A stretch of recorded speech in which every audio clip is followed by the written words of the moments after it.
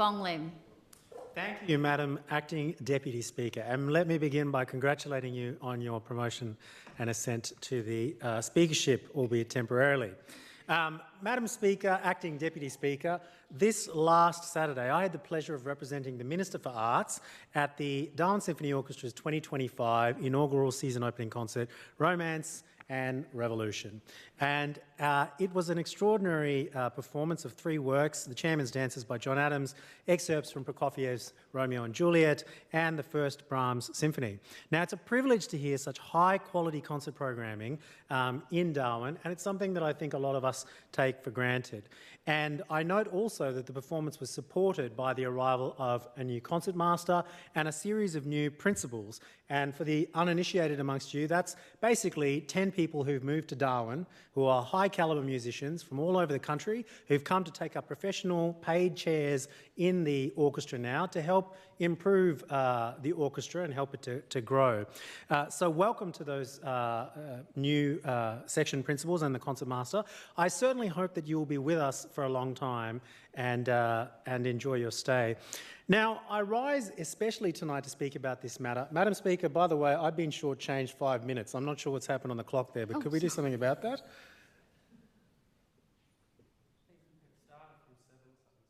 Easy there, Tiger. I'll take all 10. All right. Madam Speaker, thank you for the correction there, Deputy Opposition Leader. For the first time in a decade, the Darwin Symphony Orchestra is going to be going on tour through the Territory and taking music back to the people. And I think it's really worth recognising here, and us talking a bit about it today, to remember exactly what this institution represents for the Northern Territory. So just for those of you who aren't aware, on Tuesday the 8th, member for Catherine, I take your interjection, they will be performing in the Arts and Culture Centre. They will be performing on Thursday the 10th in Tennant Creek, member for Berkeley. You'll be delighted to hear. I know what an avid lover of classical music you are. And on Saturday the 12th of April, they'll be performing in Alice Springs, member for Breitling, at the Alice Springs Desert Park in association with Parchima, the Festival in Light, in an open-air orchestral performance set against the ancient McDonnell Ranges in the Alice Springs Desert Park. I mean, it's a program that is worth celebrating. And in addition to that, in Alice Springs, there will also be a DSO deconstructed chamber music concert on Saturday, April 13th in the Araluen Arts Centre. Now, notwithstanding the professionalism I alluded to earlier and the new hires that the Darwin Symphony Orchestra has brought on board, it's important to recognise that this is an orchestra of the people, that this is an orchestra for the people with deep community roots. The orchestra story goes back a long way, and in order to get an accurate picture of how far back it goes, I got in touch recently with Darwin's original maestro, Professor Martin Jarvis, OAM, who was kind enough to share some of his reflections on the orchestra with me. So let me begin by noting that a symphony orchestra for the Northern Territory was high on the agenda of the Chief Minister of the Northern Territory, Paul Everingham, according to Darryl Manzi, all the way back. And the reason that was the case was every state at the time had its own federally funded orchestra via what was then called Australian Broadcasting Commission.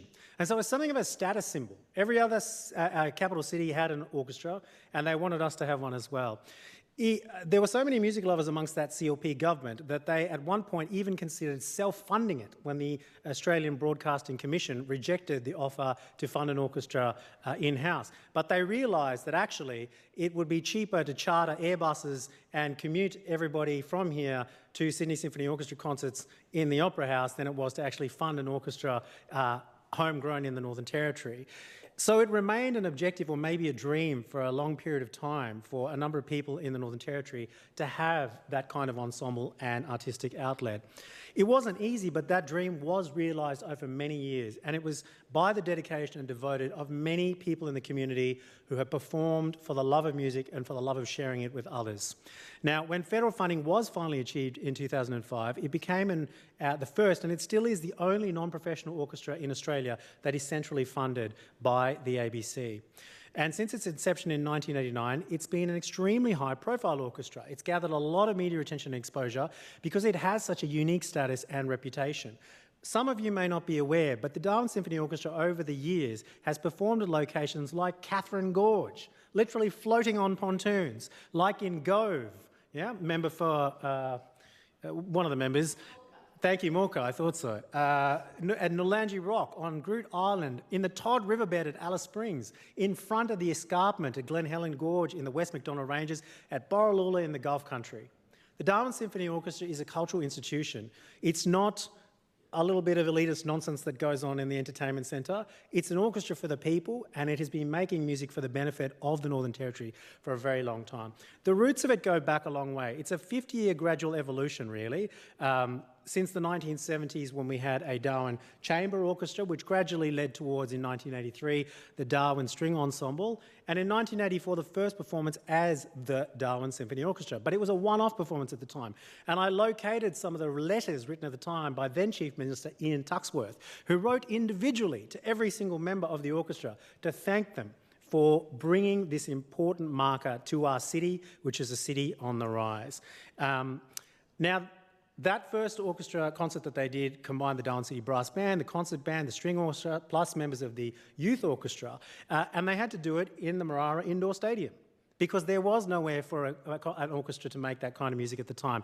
And so the project to build the Darwin Performing Arts Centre, which was led by Tom Pauling QC at the time, who later went on, of course, to become the administrator of the Northern Territory, when they finally had a soft opening for the DPAC on the 3rd and 4th of May 1986, it was the Darwin Symphony Orchestra again that provided the entertainment for that opening.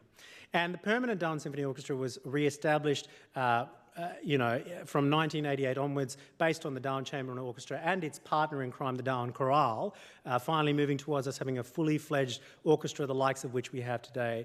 So, from June 1989, we finally have the Darwin Symphony Orchestra, the likes of which we see regularly now. Now, that is a very crude history of that institution, and I'm reliably informed that Professor Martin Jarvis at CDU has a book in the works where he will talk about the whole evolution of that organisation over time, and I very much look forward to reading it when the time comes. But you can expect to hear some other interesting stories in that book, and again, worth marvelling at. The orchestra's association with the Kangaroo 1989 military tattoo, the Catherine Gorge floating pontoons. Can you imagine? An orchestra playing bolero on floating pontoons. I take the interjection, the member for Catherine was there. And of course, if any of you haven't seen it, there is still an ABC documentary called Have Orchestra Will Travel, which is hilarious and worth watching for one of the tours that I think was run in the mid-90s anyway, thereabouts. I also want to draw attention to the long-standing beneficial association that the Darwin Symphony Orchestra has had with Charles Darwin University, and in fact so long-standing that it predates Charles Darwin University back to the Northern Territory University and in fact, indeed, the Darwin Institute of Technology. And I hope that partnership will endure because the university is richer for having the orchestra be based there and providing, another outlet and another hive of activity in that place.